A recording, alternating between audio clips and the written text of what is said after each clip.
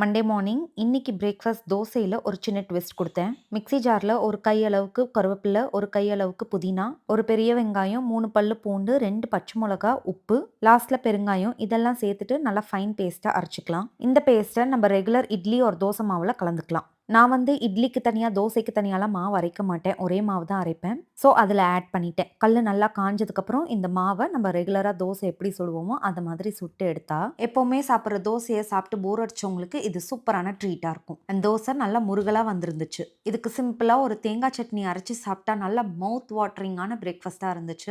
வெரைட்டியான பிரேக்ஃபாஸ்ட் கேட்குறவங்களுக்கு இதை மறக்காமல் செஞ்சு கொடுங்க. எங்கள் வீட்டில் எல்லாருக்குமே பொடி இட்லி சாப்பிட்றதுக்கு ரொம்ப பிடிக்கும். லாஸ்ட் டைம் நான் பொடி இட்லி செஞ்சப்போ கூட கடையிலேருந்து பேக்கெட் வாங்கி தான் செஞ்சேன். இந்த தடவை அம்மா வீட்டிலே செஞ்சு தரேன்னு சொன்னாங்க. ஒரு டப்பா நிறைய செஞ்சு கொடுத்துருந்தாங்க. ஓப்பன் பண்ணி பார்த்தா ஃப்ளேவர் செம்மையாக இருந்துச்சு. இந்த சட்னி பொடியை நான் ரீசெண்டாக வாங்கின கிளாஸ் ஜாரில் ட்ரான்ஸ்ஃபர் பண்ணி வச்சேன். ஒரு கண்டெய்னரில் ஃபுல் ஆயிடுச்சு. இன்னொரு கண்டெய்னர்லையும் ட்ரான்ஸ்ஃபர் பண்ணி வச்சிட்டேன். இந்த கிளாஸ் கண்டெய்னர்ஸ் உங்களுக்கு பிடிச்சிருந்துச்சுன்னா கமெண்ட்டில் லிங்க்னு டைப் பண்ணுங்கள். டீட்டெயில்ஸ் ஷேர் பண்ணுறேன்.